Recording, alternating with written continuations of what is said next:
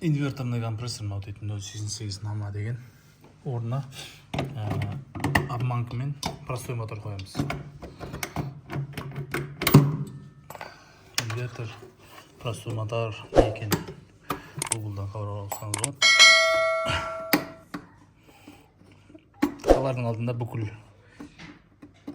затын тазалаймыз.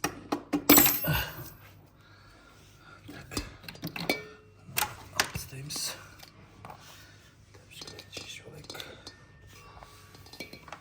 Bismillah. Бәрін лақтырамыз. Осыларды.